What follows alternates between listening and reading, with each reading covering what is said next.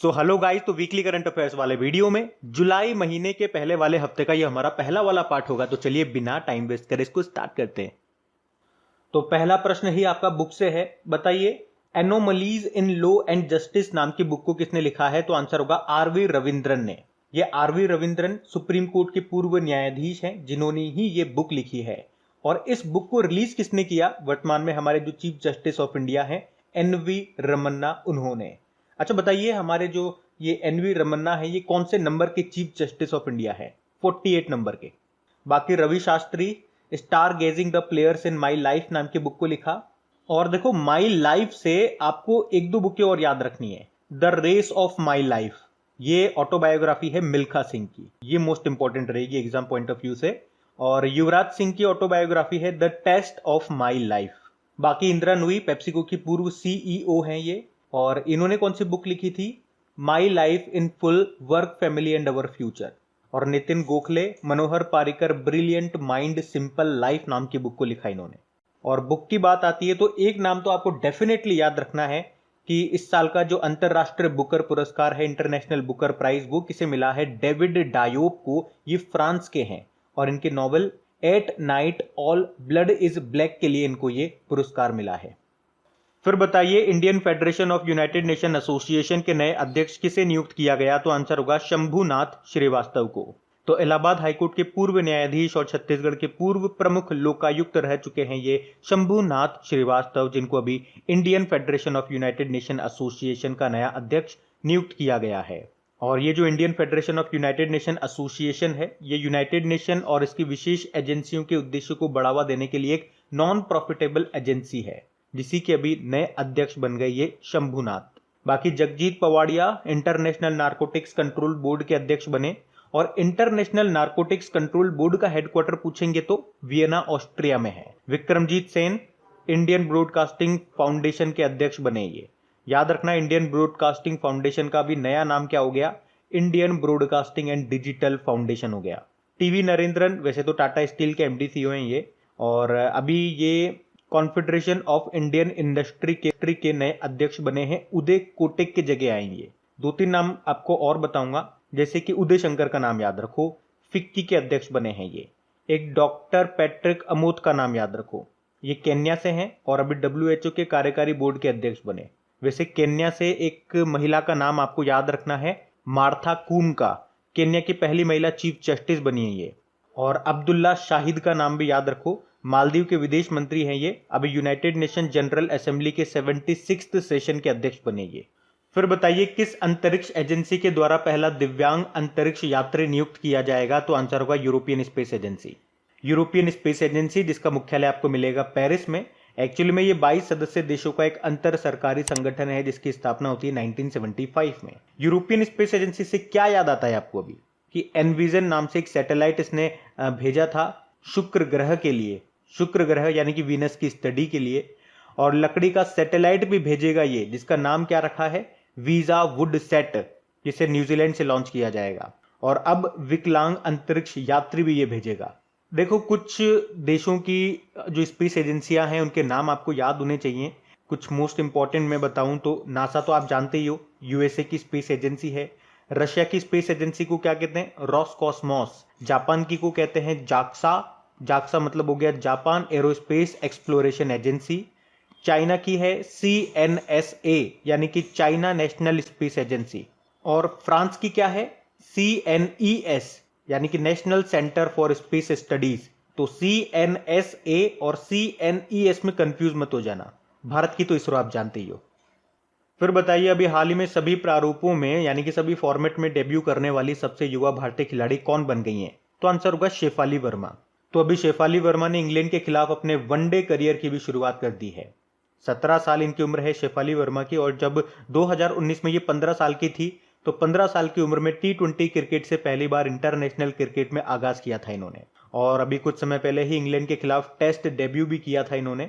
और अब वनडे में डेब्यू करके ये तीनों फॉर्मेट में डेब्यू करने वाली सबसे युवा भारतीय खिलाड़ी, और दुनिया में बात करेंगे तो 5वीं सबसे युवा खिलाड़ी बन गई हैं। और इस लिस्ट में बात करेंगे तो अफगानिस्तान के मुजिबुर रहमान सबसे ऊपर है, जो सभी फॉर्मेट में खेलने वाले दुनिया के सबसे युवा खिलाड़ी हैं। बाकी स्मृति मंधाना ये अभी नवंबर की ही बात है। इक्विटास स्मॉल फाइनेंस बैंक की ब्रांड एम्बेसडर बनी थी, तब इनका नाम न्यूज में था। मिताली राज की बात करेंगे तो अभी मार्च की बात है। अंतरराष्ट्रीय क्रिकेट में 10,000 रन बनाने वाली पहली और दुनिया की दूसरी महिला खिलाड़ी बनी थी ये झूलन गोस्वामी। ये ओडीआई में 200 विकेट लेने वाली विश्व की पहली क्रिकेटर बनी है। अच्छा बताइए, भारतीय महिला क्रिकेट टीम के अभी कोच कौन बने थे? रमेश पंवार बने थे। और एक और प्रश्न का जवाब दीजिए, अभी किस भारतीय बल्लेबाज को 21वीं सदी का महानतम टेस्ट क्रिकेटर घोषित किया गया? तो आंसर होगा सचिन तेंदुलकर को। जबकि बॉलर में बात करेंगे तो मुथैया मुरलीधर को, श्रीलंका के हैं ये। अच्छा चलिए, कमेंट बॉक्स में टाइप करके बताइए, असम की पहली महिला वित्त मंत्री फाइनेंस मिनिस्टर का नाम क्या है? फिर बताइए, हाल ही में किस देश ने दुनिया का दूसरा सबसे बड़ा जल विद्युत बांध बनाया है? तो आंसर होगा चाइना ने। तो अभी चाइना ने दुनिया के दूसरे सबसे बड़े जल विद्युत बांध की पहली 2 इकाइयों को, यानी कि जो प्रोडक्शन यूनिट है, उनको चालू भी कर दिया है। और दुनिया का ये जो दूसरा सबसे बड़ा हाइड्रो पावर प्लांट है, ये मिलेगा आपको बेहतन बांध पर। ये जो बेहतन बांध है, ये दक्षिण पश्चिमी चीन में जिनशा नदी पर स्थापित किया गया है। जिनशा नदी ये यांगसी नदी की एक सहायक नदी है। और यांगसी नदी के बारे में आपने जरूर सुना होगा, क्योंकि ये एशिया की सबसे लंबी नदी है और दुनिया की तीसरी सबसे लंबी नदी है। जो चाइना का शंघाई शहर है ना, वो इसी नदी के किनारे स्थित है, यांगसी नदी के किनारे। अच्छा, ये तो हो गया दुनिया का दूसरा सबसे बड़ा जल विद्युत बांध। पहला कौन सा है और कहां पर है? तो पहला भी चाइना में ही है, जिसे 2003 में यांगसी नदी पर 22.5 मिलियन किलोवाट उत्पादन क्षमता के साथ खोला गया था, जिसका नाम था 3 गॉर्जेस डैम। और उसके बाद अब ये आकार में दूसरा सबसे बड़ा बन गया है, जिसका नाम है बेहतन बांध, बेहतन डैम। अच्छा, अगर आपसे मान लो पूछा जाए चीन का शोक किस नदी को कहते हैं? पीली नदी को कहते हैं, या इसी को हुआंग हो नदी भी कहा जाता है। और दुनिया के सबसे बड़े की बात करोगे तो याद होगा, दुनिया का भी तीसरा सबसे बड़ा हीरा कहां पे मिला था? बोत्सवाना में। और दुनिया का सबसे बड़ा हिमखंड यानी कि आइसबर्ग अभी अंटार्कटिका से टूट गया था, उसका नाम क्या था? A76 उसका नाम था, ये ध्यान रखना। फिर बताइए, अभी हाल ही में डोप प्रतिबंध पाने वाली पहली महिला क्रिकेटर कौन बन गई हैं? तो आंसर होगा अंशुला राव। तो मध्य प्रदेश के ऑलराउंडर हैं ये अंशुला राव, जो डोप टेस्ट में फेल होने के बाद 4 साल का प्रतिबंध यानी कि बैन प्राप्त करने वाली पहली महिला क्रिकेटर बन गई है। नाम याद रखना इनका। अच्छा, अगर आपसे पूछा जाए देश की पहली इलेक्ट्रिक सिटी कौन सी बनी है? तो यह है गुजरात की केवड़िया सिटी। फिर बताइए, हाल ही में चर्चा में रही राही सरनोबत का संबंध किस क्षेत्र से है? तो ये एक शूटर है। और अभी इनका नाम न्यूज में इसलिए है क्योंकि ISSF शूटिंग वर्ल्ड कप में महिलाओं की 25 मीटर पिस्टल चैंपियनशिप में गोल्ड मेडल जीता इन्होंने।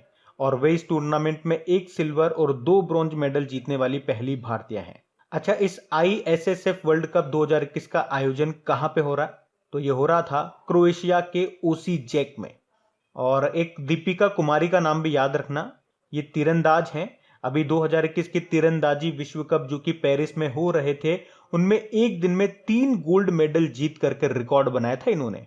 तो इन प्लेयरों के तो नाम आप याद रखा करो, एग्जाम में पूछेंगे ना तो ज्यादातर चांसेस हैं नाम देकर के पूछ लेंगे कि इनका संबंध किस खेल से है। तो कम से कम ये तो याद रखो कि कौन सा प्लेयर क्या गेम खेलता है, बाकी तो फिर दूर की बात है।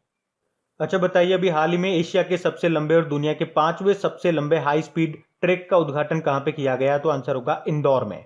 तो हमारे भारी उद्योग और सार्वजनिक उद्यम मंत्री जो हैं, हेवी इंडस्ट्रीज और public enterprises minister Prakash Javadekar, उन्होंने ही इंदौर के पीथमपुर में नेटट्रैक्स हाई स्पीड ट्रैक का उद्घाटन किया, जो कि एशिया का सबसे लंबा ट्रैक है। इसकी लंबाई कितनी है? 11.3 किलोमीटर है। यहाँ पे नेटट्रैक्स का मतलब हो गया नेशनल ऑटोमोटिव टेस्ट ट्रैक्स। मतलब अब जो ऑटोमोबाइल कंपनियां हैं भारत की, उनको वाहनों की टेस्टिंग के लिए विदेश में जाना नहीं पड़ेगा, उनकी टेस्टिंग अब भारत में ही हो सकेगी। यहाँ पे जो सीधे रास्तों पर स्पीड की लिमिट है ना, उसकी कोई लिमिट नहीं है। अच्छा, इंदौर से आपको याद आता होगा, चलिए आप बताइए, अभी स्मार्ट सिटी इंडेक्स जो आया उसमें टॉप पे कौन से शहर रहे? 2 शहर रहे, सूरत और इंदौर। और स्टेट में बात करेंगे तो यूपी टॉप पे रहा। और देखो, टनल की बात होती है तो आपको याद आना चाहिए, या आपसे पूछा जाए एग्जाम में कि भारत की सबसे लंबी रोड सुरंग कौन सी है? चेनानी नाशेरी सुरंग है जम्मू कश्मीर में। लेकिन याद रखना, अभी इसका नाम चेंज होकर क्या हो गया? डॉक्टर श्यामा प्रसाद मुखर्जी हो गया। इसकी लंबाई 9.2 किलोमीटर है। वैसे हिमाचल प्रदेश की रोहतांग सुरंग के बारे में आप जानते हो ना, उसका नाम अभी अटल जी के नाम पे रख दिया गया, अटल टनल। उसकी लंबाई 9.02 किलोमीटर है। फिर बताइए अभी किस राज्य सरकार ने मुख्यमंत्री दलित अधिकारिता कार्यक्रम को लागू किया है? तो आंसर होगा तेलंगाना ने। तो इस कार्यक्रम के तहत जो भी पात्र दलित लाभार्थी होंगे उनको 10 लाख रुपए की वित्तीय सहायता, फाइनेंशियल हेल्प दी जाएगी। और इस कार्यक्रम के पहले चरण में 11,900 लोगों को इसके लिए चुना गया है।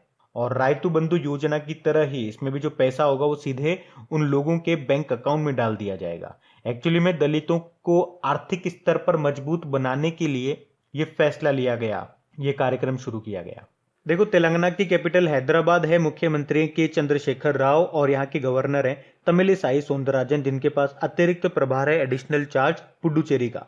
और चीफ जस्टिस कौन बनी है? यहाँ की पहली महिला चीफ जस्टिस बनी है अभी हिमा कोहली। अच्छा फिर बताइए अभी हाल ही में अंतरराष्ट्रीय क्षुद्र ग्रह दिवस कब मनाया गया? तो आंसर होगा 30 जून को, इंटरनेशनल एस्टेरॉइड डे।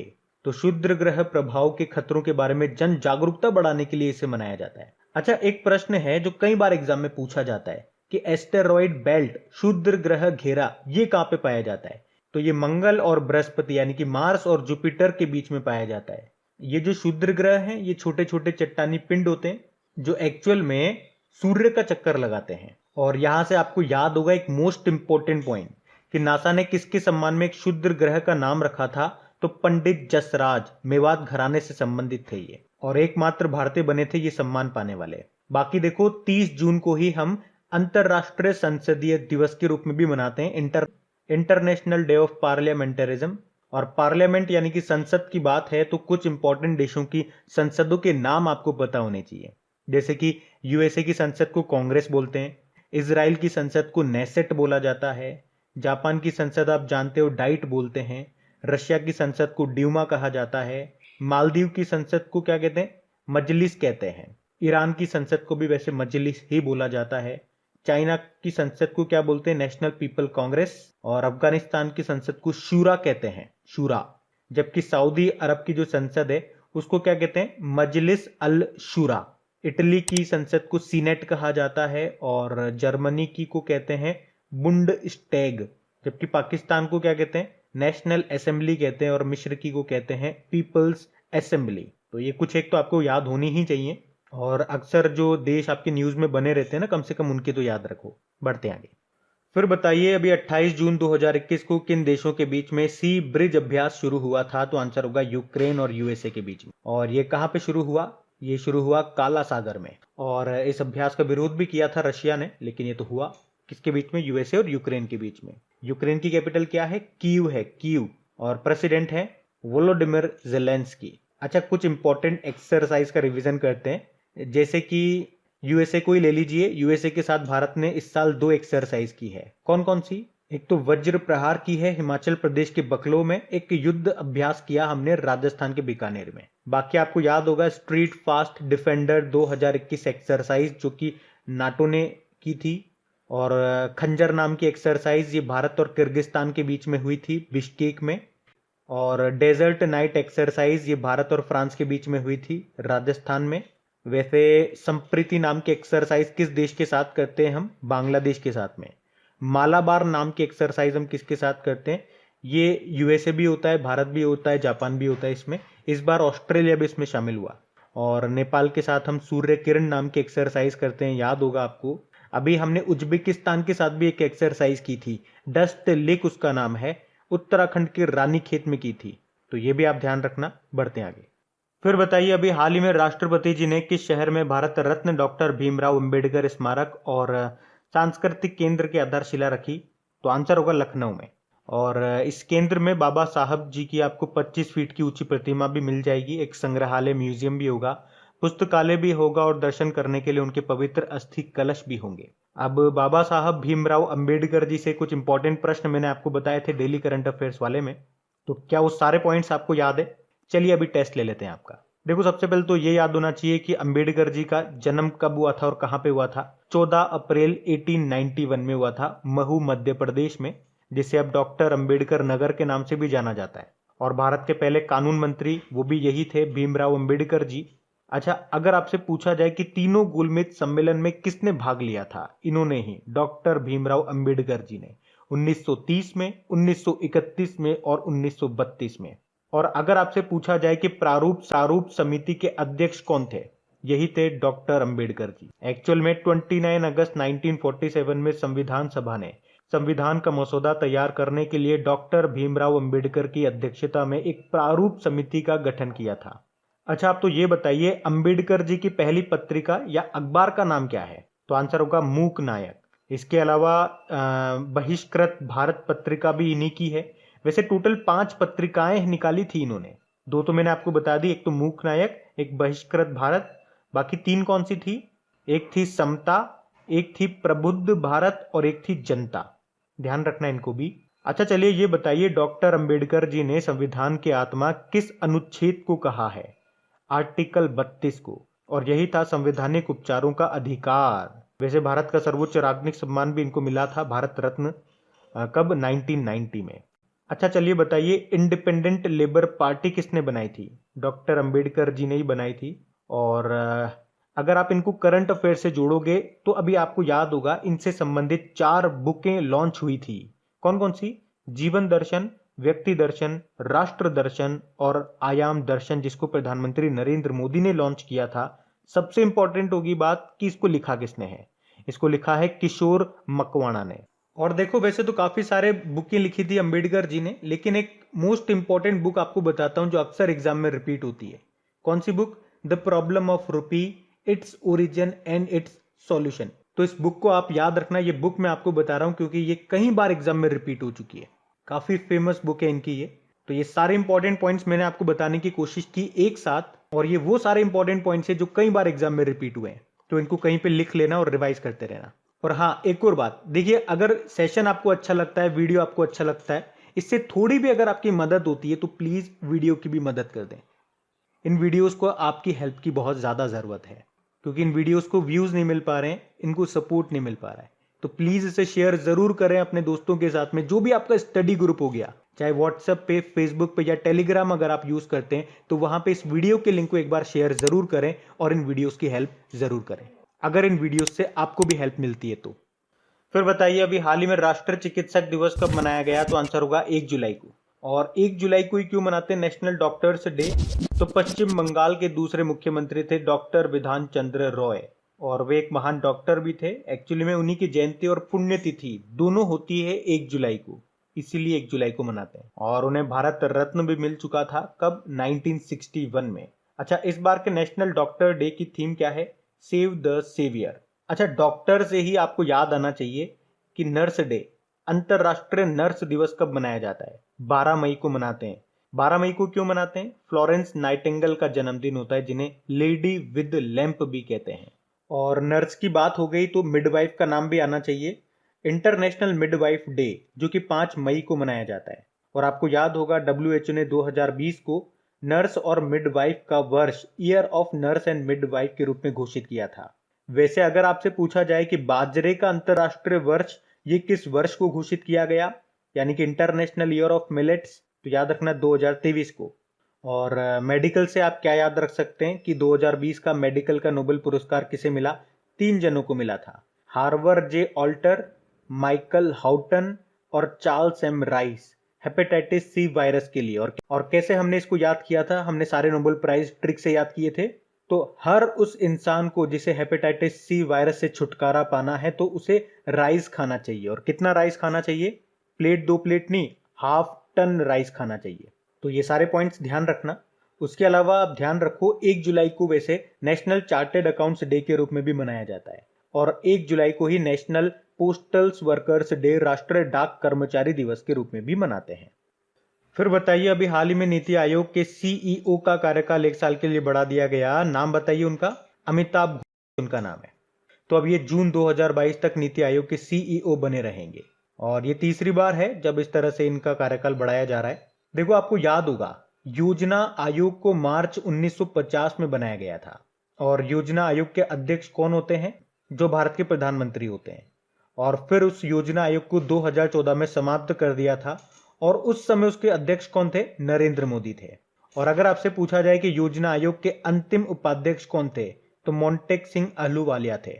फिर योजना आयोग की जगह लाया गया नीति आयोग को 1 जनवरी 2015 में, और इसके अध्यक्ष भी भारत के प्रधानमंत्री होते हैं। और उपाध्यक्ष राजीव कुमार है और सीईओ अभी हम देख रहे हैं अमिताभ कांत हैं। देखो, नीति आयोग में नीति मतलब होता है national institute for transforming India. बाकी M A Ganapathy national security guard के डायरेक्टर जनरल बने। ये विकास सिंह ये सुप्रीम कोर्ट बार एसोसिएशन के नए अध्यक्ष बने थे और सुबोध कुमार जायसवाल ये सीबीआई के डायरेक्टर बने। फिर बताइए, अभी टोरंटो इंटरनेशनल फिल्म फेस्टिवल 2021 में सर्वश्रेष्ठ जीवनी में सर्वश्रेष्ठ फिल्म का पुरस्कार किसने जीता? डिकोडिंग शंकर। तो दीप्ति पिल्ले सिवन की डॉक्यूमेंट्री है ये डिकोडिंग शंकर, और इस डॉक्यूमेंट्री में प्रसिद्ध गायक और संगीतकार शंकर महादेवन के करियर और उनके जीवन के बारे में बताया गया, और जिसने ही अभी Toronto international women's film festival 2021 में सर्वश्रेष्ठ जीवनी फिल्म का पुरस्कार जीता है। बाकी अभी यूके एशियन फिल्म फेस्टिवल 2021 में तिलोत्तमा सोम को बेस्ट एक्ट्रेस का अवार्ड मिला था उनकी फिल्म राहगीर द वेफेयर्स के लिए, और ये शॉर्ट फिल्म है हैप्पी बर्थडे, और इसी के लिए अनुपम खेर को New York city international film festival में बेस्ट एक्टर का अवार्ड मिला था। और इस साल अभी दादा साहब फाल्के पुरस्कार मिला था किसको? रजनीकांत जी को। फिर बताइए, अभी हाल ही में जारी वैश्विक साइबर सुरक्षा सूचकांक 2020 में भारत किस स्थान पे रहा? तो आंसर होगा 10वें स्थान पे। तो अंतरराष्ट्रीय दूरसंचार संघ के द्वारा जारी ग्लोबल साइबर सिक्योरिटी इंडेक्स 2020 में याद रखना भारत 10वें स्थान पे रहा है 194 देशों में से। टॉप पे कौन है? टॉप पे यूएसए है। सेकंड पे 2 देश हैं, यूके और सऊदी अरब। तीसरे पे है एस्टोनिया। तो भारत की रैंक याद रखो 10वीं है और टॉप पे है यूएसए। साइबर सुरक्षा मतलब क्या हो गया? कंप्यूटर या फिर आप कह दीजिए इंटरनेट के दुरुपयोग को रोकना, साइबर सिक्योरिटी। और इंटरनेट से एक इंडेक्स भी आता है, इंक्लूसिव इंटरनेट इंडेक्स 2021 जो आया था, जिसको इकोनॉमिस्ट इंटेलिजेंस यूनिट ने जारी किया था। उसमें बात करेंगे तो भारत 49 नंबर पे रहा था। टॉप पे उसमें स्वीडन था। कुछ और इंडेक्सेस मैं आपको याद दिलाता हूं। अभी देखो, ग्लोबल एनर्जी ट्रांजिशन इंडेक्स 2021 आया था जिसको वर्ल्ड इकोनॉमिक फोरम ने जारी किया। उसमें भी टॉप पे स्वीडन रहा था, भारत 87 नंबर पे था। ग्लोबल पीस इंडेक्स 2021 की बात करेंगे, भारत 135 नंबर पे रहा, टॉप पे आइसलैंड था। और global gender gap index world economic forum ने इसको जारी किया था, इसमें भारत 140वें स्थान पे था, टॉप पे आइसलैंड रहा। अभी ग्लोबल हंगर इंडेक्स आया था, उसमें भारत 94 नंबर पे रहा था। अच्छा, सबसे इंपॉर्टेंट, अभी वर्ल्ड प्रेस फ्रीडम इंडेक्स 2021 आया था जिसको रिपोर्टर्स विदाउट बॉर्डर जारी करता है। इसमें भारत 142 नंबर पे था और टॉप पे नॉर्वे था। वैसे आप बताओ, चलिए आपके लिए प्रश्न होगा ये वर्ल्ड प्रेस फ्रीडम डे ये कब मनाया जाता है? और कुछ और इंडेक्सेस को कवर करें तो वर्ल्ड हैप्पीनेस इंडेक्स जो अभी आया था जिसमें भारत 139 नंबर पे रहा, टॉप पे फिनलैंड रहा था। और देखो, इस क्वेश्चन में हम पढ़ रहे हैं ग्लोबल साइबर सिक्योरिटी इंडेक्स 2020, इसमें भारत 10वें स्थान पे है, टॉप पे है यूएसए। और यूएसए से आपको कुछ और इंडेक्सेस बताऊं जिसमें यूएसए टॉप पे रहा, तो इंटरनेशनल इंटेलेक्चुअल प्रॉपर्टी इंडेक्स आया था जिसमें यूएसए टॉप पे था, भारत उसमें 40वें स्थान पे था। उसी तरह से ग्लोबल फायर पावर इंडेक्स 2021 आया था, उसमें भी टॉप पे यूएसए था, भारत 4थे स्थान पे था। और इसी से लिंक करके 2-3 इंडेक्स आप और याद रख सकते हो आसानी से। एशिया पावर इंडेक्स 2020 आया था, उसमें यूएसए टॉप पे था, भारत 4थे स्थान पे था। और renewable energy country attractiveness index आया था जिसमें भी भारत 4थे स्थान पे और यूएसए टॉप पे रहा था। फिर बताइए, भारतीय वायुसेना के नए उप प्रमुख वाइस चीफ कौन बन गए हैं? तो आंसर होगा विवेक राम चौधरी। अच्छा, वैसे हमारे एयर चीफ मार्शल कौन है? राकेश कुमार सिंह भदौरिया है। और एयरफोर्स डे कब मनाया जाता है? तो याद रखना 8 अक्टूबर को। बाकी आशीष चांदोरकर ये अभी वर्ल्ड ट्रेड ऑर्गेनाइजेशन में भारत के स्थायी मिशन में काउंसलर बने थे। अब्दुल्ला शाहिद नाम जानते हो ना, मालदीव के विदेश मंत्री हैं, अभी यूनाइटेड नेशन जनरल असेंबली के 76th सेशन के अध्यक्ष बने। और डॉक्टर पैट्रिक अमोत WHO के कार्यकारी बोर्ड के ये अध्यक्ष बने, ये केन्या से हैं। और केन्या की कैपिटल है नैरोबी, यहीं पे आपको यूनाइटेड नेशन एनवायरनमेंट प्रोग्राम का हेडक्वार्टर भी मिलेगा। फिर बताइए, हाल ही में जारी ग्लोबल स्टार्टअप इकोसिस्टम इंडेक्स 2021 में भारत किस स्थान पर रहा? भारत 20वें स्थान पर रहा है। तो स्टार्टअप ब्लिंक के द्वारा ग्लोबल स्टार्टअप इकोसिस्टम इंडेक्स 2021 जारी किया गया, जिसमें टॉप 100 देशों में भारत 20वें स्थान पर रहा है। पिछले साल इसमें भारत 23वें स्थान पे था, इस बार 20वें स्थान पे है। और इसमें टॉप पे कौन सा देश है? टॉप पे यूएसए है, सेकंड पे यूके है, तीसरे पे इजराइल है और भारत 20वें स्थान पे है। साथ ही इस रिपोर्ट में यह भी बताया गया कि भारत को अपने स्टार्टअप पारिस्थितिकी तंत्र यानी कि इकोसिस्टम को और मजबूत करने के लिए अपने बुनियादी ढांचे यानी कि इंफ्रास्ट्रक्चर और इंटरनेट की स्पीड को बेहतर करने की जरूरत है। बाकी देखो भारतीय शहरों की अगर रैंकिंग देखेंगे इसमें, तो टॉप 1000 शहरों में भारत के 43 शहर हैं। जैसे कि बेंगलुरु 10वें स्थान पे है, नई दिल्ली 14वें स्थान पे है, मुंबई 16वें स्थान पे रहा। अच्छा, अभी आपको याद होगा विदेशी कामगारों के लिए सबसे महंगा शहर किसे बताया गया? तुर्कमेनिस्तान की कैपिटल अशगाबत को। और सदी के सबसे परोपकारी लोगों की अभी पहली सूची आई थी, जिसमें जमशेदजी टाटा टॉप पे थे। और इसी तरह से वर्ल्ड गिविंग इंडेक्स 2021 आया था, उसमें भारत 14वें स्थान पे था। टॉप पे तो इंडोनेशिया था। और अभी स्विस बैंक में जमा धन के मामले में भारत 51 नंबर पे रहा और टॉप पे था यूके। उसके अलावा अभी आपको याद होगा ग्लोबल होम प्राइस इंडेक्स 2021 आया था, भारत 55वें स्थान पे था, टॉप पे टर्की था। अच्छा, एक प्रश्न तो बताओ आप मुझे कि एनीमिया मुक्त भारत सूचकांक 2021 आया था, उसमें टॉप पे कौन सा राज्य रहा, यह आपको बताना है। फिर बताइए अभी हाल ही में भारतीय मूल के अब तक के सबसे युवा शतरंज ग्रैंड मास्टर कौन बन गए? तो आंसर होगा अभिमन्यु मिश्रा। तो भारतीय मूल के अमेरिकी अभिमन्यु मिश्रा ये दुनिया के सबसे कम उम्र के शतरंज ग्रैंड मास्टर बन गए हैं। और इन्होंने ये खिताब हासिल किया जब इनकी उम्र है 12 साल 4 महीने और 25 दिन। और इस तरह से इन्होंने किसका रिकॉर्ड तोड़ दिया?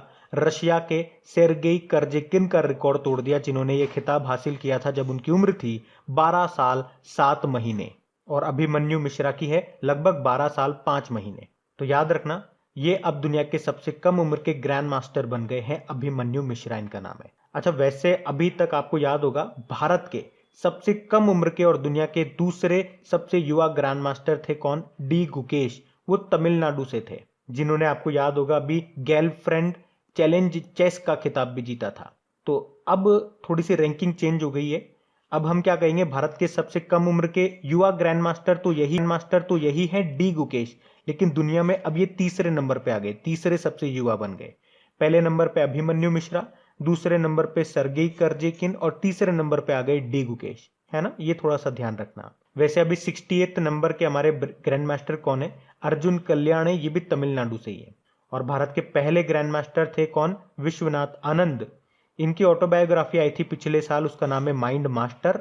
और पहला राजीव गांधी खेल रत्न पुरस्कार भी इन्हें ही मिला था। अच्छा, मान लो अगर आपसे पूछा जाए एग्जाम में कि देश की पहली महिला ग्रैंड मास्टर का नाम क्या है, तो फिर मजा आएगा। तो आंसर क्या हो जाएगा? एस विजयलक्ष्मी। कोनेरू हम्पी का नाम भी याद रखो, पूछ लिया जा सकता है इनका संबंध किससे है, शतरंज प्लेयर हैं ये। और कुछ इंपॉर्टेंट क्वेश्चन आपको बताऊं क्या यहाँ से, तो ध्यान रख लो। भारत में पहली बार चेस एकेडमी ये कहाँ पे खुलेगी? भुवनेश्वर में खुलेगी, उड़ीसा की कैपिटल। और अभी ऑल इंडिया चेस फेडरेशन ने चेक मेट कोविड इनिशिएटिव को शुरू किया था। वैसे ऑल इंडिया चेस फेडरेशन के प्रेसिडेंट का नाम क्या है? संजय कपूर है। और पूरे वर्ल्ड में चेस को रेगुलेट करने वाली बॉडी है फिडे। फिडे का हेडक्वार्टर कहां पर है? लुज़ेन स्विट्जरलैंड में, जहां पे इंटरनेशनल ओलंपिक कमेटी का भी है। चलो बताओ, वर्ल्ड चेस डे कब मनाया जाता है? याद रखना 20 जुलाई को। और जो चेस बोर्ड होता है जिसपे आप चेस खेलते हो, उसमें कितने स्क्वायर कॉलम होते हैं? 64 होते हैं। तो ये भी ध्यान रखना, आप एक्स्ट्रा फैक्ट्स जो मैं बताता हूँ ना, ध्यान रखा करो। और देखो, आप में से बहुत से स्टूडेंट्स होंगे जो इसको पहली बार देख रहे होंगे। तो पहले तो आप मुझे बताना कमेंट बॉक्स में टाइप करके कि फर्स्ट टाइम आप हमारे चैनल पे आए हैं, आपको ये सेशन कैसा लगा। और आप में से मुझे कमेंट बॉक्स में टाइप करके बताना कि आप में से कौन कौन इस वीडियो को या इस चैनल को फर्स्ट टाइम विजिट कर रहा है। क्योंकि जो न्यू स्टूडेंट होते हैं उनके मैसेजेस आते हैं कि आप इतना सारा एक्स्ट्रा बता देते हो कि याद करना मुश्किल हो जाता है। वो आपको इसलिए लग रहा है क्योंकि आप इसे पहली बार देख रहे हो। आप अगर डेली का करंट अफेयर्स देखेंगे, वीकली का करंट अफेयर्स देखेंगे, मंथली का करंट अफेयर्स देखेंगे, या क्विज वगैरह हमारी जो क्रेक एग्जाम एप्लीकेशन पे अपलोड होती है वो सॉल्व करोगे, तो आप पाओगे एक ही एक फैक्ट्स को हम कई बार रिपीट करते हैं। डेली हम जो करंट अफेयर्स पढ़ते हैं उसके अलावा डेली का एक रिवीजन वाला शो भी हमारा चलता है। अगर आप उसको विजिट करेंगे, मुश्किल से 8 से 10 मिनट आपके लगेंगे, जिसमें 50 क्वेश्चन को हम कवर करते हैं, रिवाइज करते हैं। तो ये क्वेश्चन इतनी बार रिपीट हो जाते हैं कि आपकी जबान पे चढ़ जाते हैं ये सारे क्वेश्चन। तो फर्स्ट टाइम देखोगे ना तो ऐसा लगेगा आपको, लेकिन डेली देखोगे तो फिर मजा आएगा। बढ़ते आगे। फिर बताइए, अभी हाल ही में किसने कुवेंपु राष्ट्रीय पुरस्कार जीता है? तो आंसर होगा राजेंद्र किशोर पांडा ने। तो अभी हाल ही में दिवंगत कवि कुवेंपु की स्मृति में स्थापित यह राष्ट्रीय पुरस्कार है, जिसे कहते हैं कुवेंपु राष्ट्रीय पुरस्कार। और वर्ष 2020 के लिए इसे प्रसिद्ध ओडिया कवि डॉक्टर राजेंद्र किशोर पांडा को दिया गया है। इसमें इन्हें 5 लाख रुपए, एक सिल्वर मेडल और एक प्रमाण पत्र दिया गया। तो सिंपल सा नाम याद रखो, ज्यादा डीप में जाने की जरूरत नहीं है। बाकी रुमाना सिन्हा सहगल नेल्सन मंडेला मानवतावादी पुरस्कार 2020 जीता इन्होंने। नुक्लू फॉर्म की बात करेंगे तो व्हीटली पुरस्कार 2021 इन्होंने जीता, जिसको ग्रीन ऑस्कर भी कहा जाता है। अमूर फॉल्कन के संरक्षण के लिए मिला इनको ये पुरस्कार।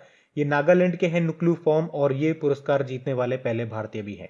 बाकी शकुंतला थिल्स्टेड खाद्य पुरस्कार 2021 इन्होंने जीता है। फिर बताइए ऑल इंडिया रेडियो के महानिदेशक डायरेक्टर जनरल कौन बन गए? तो आंसर होगा N Venudhar Reddy. All India radio, जिसे आप आकाशवाणी भी कहते हो, और इसके डायरेक्टर जनरल बन गए कौन अभी? एन वेणुधर रेड्डी। देखो याद रखना, ऑल इंडिया रेडियो और दूरदर्शन ये चाइल्ड एजेंसीज है किसकी? प्रसार भारती की। वैसे प्रसार भारती के सीईओ कौन है? शशि शेखर वेम्पति। बाकी अगर आपसे पूछा जाए, अभी आपको याद होगा लोकसभा टीवी और राज्यसभा टीवी का विलय कर दिया गया था और क्या बना दिया गया? संसद टीवी कर दिया गया। और सबसे इंपॉर्टेंट पॉइंट कि संसद टीवी के अभी सीईओ कौन बने थे? रवि कपूर बने थे। और ये जो संसद टीवी थी ये किस समिति की सिफारिश पे बनाई गई? तो याद रखना सूर्य प्रकाश समिति की सिफारिश पर। बाकी कुलदीप सिंह सीआरपीएफ के डायरेक्टर जनरल हैं ये। अभी नेशनल इन्वेस्टिगेशन एजेंसी का एडिशनल चार्ज मिला था इनको। Jagjit Pavadia international narcotics control board के अध्यक्ष बने और इंटरनेशनल नारकोटिक्स कंट्रोल बोर्ड का हेडक्वार्टर कहां पर है? वियना ऑस्ट्रिया में। एस रमन्ना ये अभी सिडबी के चेयरमैन बने। सिडबी का हेडक्वार्टर लखनऊ में है। और रमन्ना से याद आ जाएगा आपको NV Ramana, chief justice of India है हमारे ये 48 नंबर के। फिर बताइए अभी हाल ही में किस राज्य ने सॉल्ट कार्यक्रम को पेश किया? तो आंसर होगा आंध्र प्रदेश। सॉल्ट का मतलब हो गया सपोर्टिंग आंध्रा लर्निंग ट्रांसफॉर्मेशन। और इस कार्यक्रम का मुख्य उद्देश्य क्या है? स्कूल के जो फाउंडेशन है उसको मजबूत करना, शिक्षकों को ट्रेनिंग देना। और इस साल्ट प्रोग्राम के लिए वर्ल्ड बैंक कितने का लोन दे रहा है? $250 मिलियन का लोन दे रहा है। अच्छा देखो, आंध्र प्रदेश की 3 कैपिटल आपको याद रखनी है, अमरावती, विशाखापत्तनम और कुर्नूल। सबसे इंपॉर्टेंट देखो, 3 कैपिटल तो सबको याद होगी, एग्जाम में आपसे डायरेक्ट नहीं पूछेगा। पूछना होगा ना तो यूं पूछेगा, बताओ आंध्र प्रदेश की एडमिनिस्ट्रेटिव कैपिटल कौन सी है? अब बताओ, याद होगी तो ही बताओगे ना। तो याद रखना, लेजिस्लेटिव कैपिटल अमरावती है, एडमिनिस्ट्रेटिव कैपिटल विशाखापत्तनम है और जुडिशियल कैपिटल इसकी कुर्नूल है। मुख्यमंत्री कौन है? जगन मोहन रेड्डी। आपको याद होगा इसी साल हमने पढ़ा था फरवरी में ही, जगन मोहन रेड्डी को स्कोच मुख्यमंत्री ऑफ द ईयर का अवार्ड मिला था। चलिए बताइए कलिंग रत्न पुरस्कार किसे दिया गया? आंध्र प्रदेश के गवर्नर विश्वभूषण हरिचंद्रन को। और आपको याद होगा प्रधानमंत्री किसान नेशनल अवार्ड ये किसे मिला था? इसमें कौन टॉप पे रहा था? आंध्र प्रदेश के नेल्लोर का अनंतपुर इसमें टॉप पे रहा था। क्या है प्रधानमंत्री किसान योजना? इसमें हर साल 2-2 हजार रुपए करके 3 किस्तों में किसानों को दिए जाते हैं, साल में 6,000 रुपए हो गए टोटल। तो उसी के मामले में ये टॉप पे रहा था। और भाषाई आधार पर बनने वाला भारत का पहला राज्य आपका आंध्र प्रदेश ही है। अच्छा फिर बताइए अभी 30 जून 2021 को डब्ल्यूएचओ ने किस देश को मलेरिया मुक्त घोषित कर दिया? तो आंसर होगा चाइना को। तो पिछले 4 सालों से चाइना में मलेरिया का कोई भी मामला सामने नहीं आया, तो अब डब्ल्यूएचओ ने चाइना को मलेरिया मुक्त घोषित कर दिया। आपको याद होगा इसी साल एल सल्वाडोर को भी मलेरिया मुक्त घोषित कर दिया था डब्ल्यूएचओ ने। अब यहां पे ये प्रश्न इतना इंपॉर्टेंट नहीं है, लेकिन यहां पे मलेरिया ये टर्म इंपॉर्टेंट है। तो इससे रिलेटेड कुछ क्वेश्चंस मैं आपको बताता हूं जो अक्सर एग्जाम में रिपीट होंगे। जैसे कि सिंपल सा प्रश्न तो यही बन जाएगा, ये मलेरिया जो है किस मच्छर के काटने से होता है? तो सबको पता है मादा एनाफिलीज मच्छर के काटने से। लेकिन वास्तव में मलेरिया का रोग कारक कौन होता है? प्लाज्मोडियम प्रोटोजोआ होता है। अच्छा मलेरिया डे कब मनाते हैं हम लोग? 25 अप्रैल को मनाते हैं।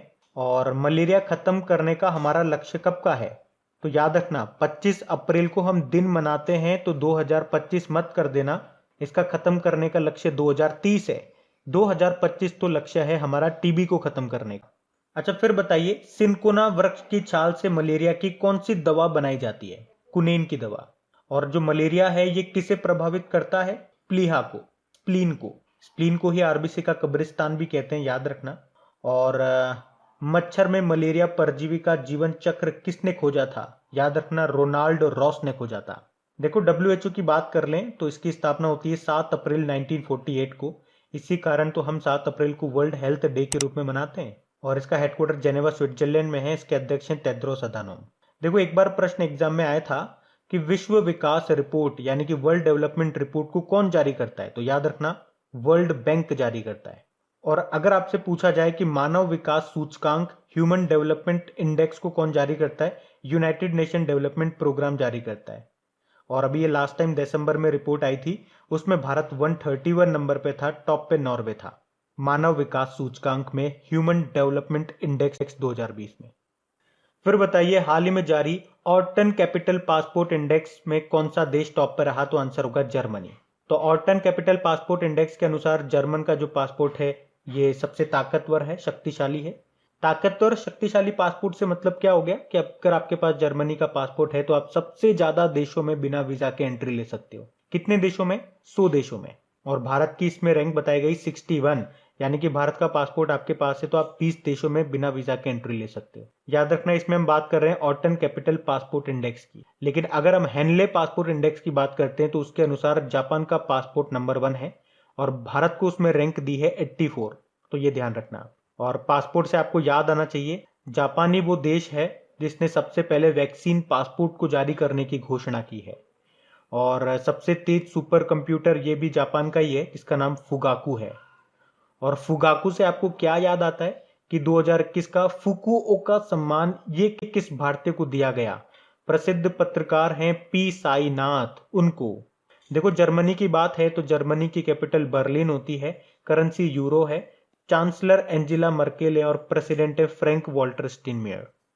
अच्छा फिर बताइए अभी केंद्र सरकार ने किसानों को खेती और मौसम संबंधी जानकारी उपलब्ध कराने के लिए किस एप्लीकेशन को लॉन्च किया? तो आंसर होगा आत्मनिर्भर कृषि ऐप। तो इसका नाम याद रखना क्या है? आत्मनिर्भर कृषि एप्लीकेशन।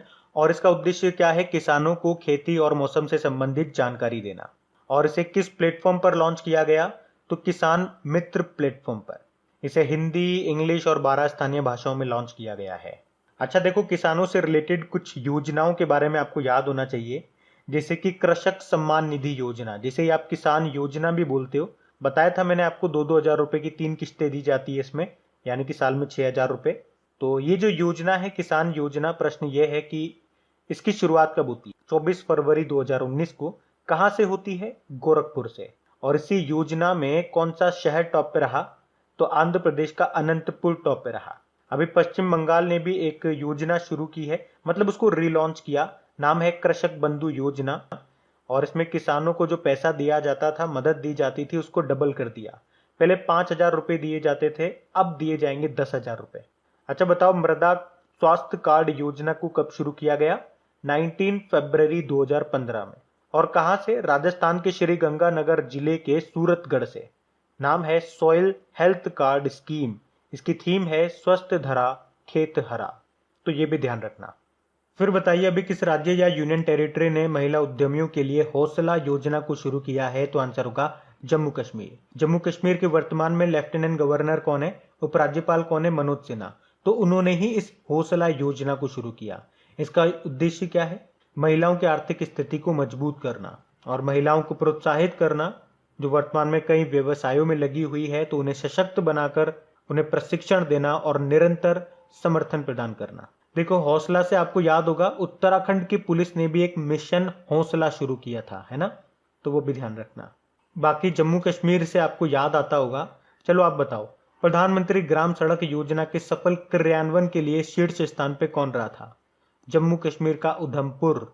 और ये जो प्रधानमंत्री ग्राम सड़क योजना है इसकी शुरुआत होती है 25 दिसंबर सन 2000 को। 25 दिसंबर को अटल जी का जन्मदिन भी होता है, जिस दिन हम गवर्नेंस डे, सुशासन दिवस के रूप में मनाते हैं। और भारत का पहला गांव कौन सा है जहां पे वयस्क आबादी का टीकाकरण 100% किया गया? तो जम्मू कश्मीर का वेयान गांव है ये। फिर बताइए हाल ही में चर्चा में रहा इंद्रजाल क्या है? तो ये एक स्वदेशी ड्रोन डिफेंसिंग सिस्टम है, मतलब ये ड्रोन से हमारी रक्षा करेगा। एक्चुअली में हुआ क्या था, अभी कुछ दिन पहले जम्मू कश्मीर के वायु सेना बेस में ड्रोन से हमला किया था आतंकवादियों ने, और इसीलिए भारत ने अपना एक स्वदेशी ड्रोन डिफेंस सिस्टम तैयार कर लिया और इसका नाम रखा है इंद्रजाल। और इसे तैयार किया हैदराबाद की ग्रेनेड रोबोटिक्स कंपनी ने।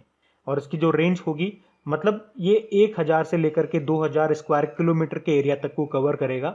इसके अंदर अगर कोई भी बाहर से ड्रोन आता है तो वो खुद ब खुद ब्लास्ट हो जाएगा, खत्म हो जाएगा। और इसी तरह से आपने पढ़ा होगा इजराइल के पास भी एक आयरन डोम पद्धति है, जिसमें क्या होता है दुश्मन की तरफ से कोई मिसाइल आती है तो ये जो आयरन डोम पद्धति है ये उसे हवा में ही नष्ट कर देती है।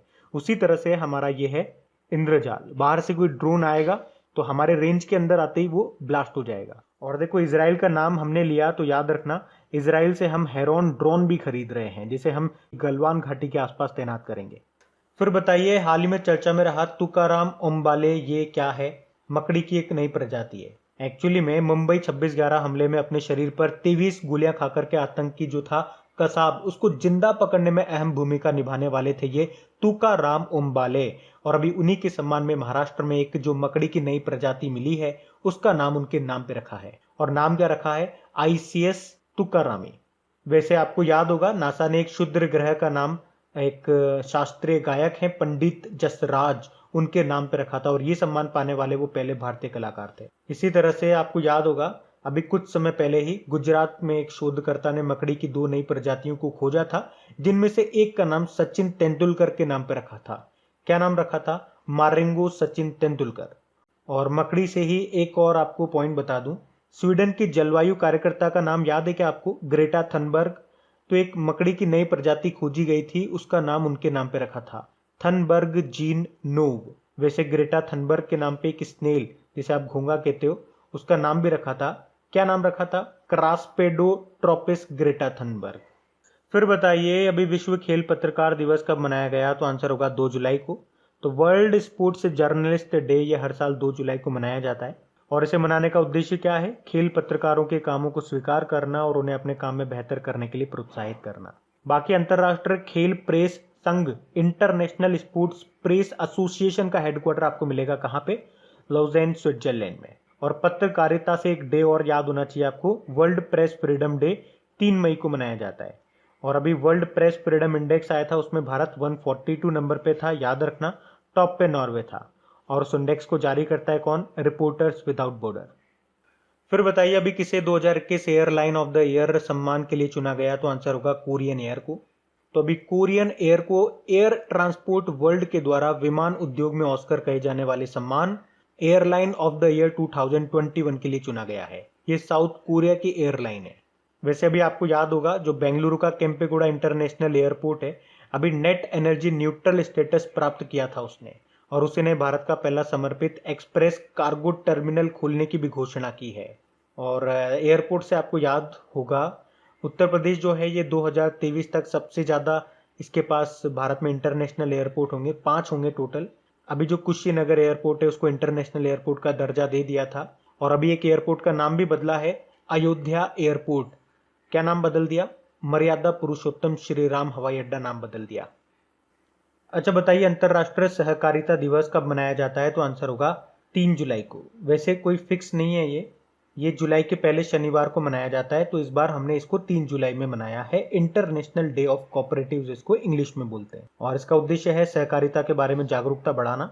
फिर बताइए अभी किस राज्य सरकार ने जन सहायक आपका सहायक एप्लीकेशन को लॉन्च किया? तो आंसर होगा हरियाणा ने। हरियाणा के जो मुख्यमंत्री है मनोहर लाल खट्टर, अभी उन्होंने चंडीगढ़ से एक मोबाइल एप्लीकेशन जिसका नाम है जन सहायक आपका सहायक एप्लीकेशन को लॉन्च किया है। तो इस एप्लीकेशन पर सरकार की जितनी भी योजनाएं हैं, जो भी अन्य जानकारियां हैं, वो नागरिकों को मोबाइल पर ही मिल सकेगी, जिससे उनका जीवन सरल होगा। देखो एप्लीकेशन पोर्टल से कुछ बताऊं मैं आपको पॉइंट्स। तो अभी कर्नाटक ने आकांक्षा पोर्टल को लॉन्च किया था, याद होगा। उसी तरह से झारखंड सरकार ने अमृत वाहिनी एप्लीकेशन और चैटबॉट एप्लीकेशन को लॉन्च किया था। कोविड से संबंधित जानकारी देना इसका काम है। बिहार ने हिट कोविड एप्लीकेशन लॉन्च किया था। हिट मतलब हो गया होम आइसोलेशन ट्रैक। और मणिपुर ने अभी आपको याद होगा मोमा मार्केट एप्लीकेशन को लॉन्च किया था ताजी सब्जियों की होम डिलीवरी के लिए। अभी सीबीएसई ने दोस्त फॉर लाइफ एप्लीकेशन लॉन्च किया था। नीति आयोग ने कोव एड पोर्टल लॉन्च किया था। उसी तरह से इंटरपोल ने ID आर्ट और आई फैमिलिया एप्लीकेशन को लॉन्च किया था। पीयूष गोयल ने अभी ई संता पोर्टल को लॉन्च किया था। तो ये कुछ न्यूज़ में रहे थे अभी पोर्टल और एप्लीकेशन, वो मैंने बताने की कोशिश की, तो ध्यान रखना इनको। तो गाइज ये लीजिए आज का सेशन हमारा यहीं तक था। अब आपको क्या करना है, सेशन आपने कंप्लीट देख लिया है तो इनकी क्विज अपलोड कर दी गई है आपकी क्रैक एग्जाम एप्लीकेशन में, वहां जाकर के इनकी अच्छे से प्रैक्टिस कर लीजिए और देखिए, खुद से एनालिसिस कीजिए कि अभी जो आपने चीज़ें पढ़ी है उसी का अगर आप टेस्ट लगाते हो तो कितने क्वेश्चन आपके राइट जा रहे हैं, कितने गलत जा रहे हैं। और देखिए क्विज लगाने का क्या तरीका होना चाहिए जिससे आपको बेनिफिट मिले। एक तो क्विज आप अभी पढ़ने के बाद हाथों हाथ लगा लो, उसके बाद एक आध दिन रुक करके फिर से आप क्विज लगाओ और फिर से आप नोटिस करो कि जो चीज़ आपने एक आध दिन पहले पढ़ी है उसको आप वापस से अगर लगाते हो, सॉल्व करते हो, तो कितने क्वेश्चन आपसे सही बनते हैं। कहने का मतलब ये है कि बीच बीच में जब भी आपको समय मिले क्विज आप लगाते रहो। वीडियो देखने में मानते हैं कि आपका टाइम लग सकता है, लेकिन क्विज लगाने में इतना टाइम नहीं लगेगा। 5 मिनट तो अपने लिए निकाल ही सकते हो, किसी और के लिए टाइम नहीं निकाल रहे हो। तो खुद के लिए टाइम निकालने में इतना मत सोचो।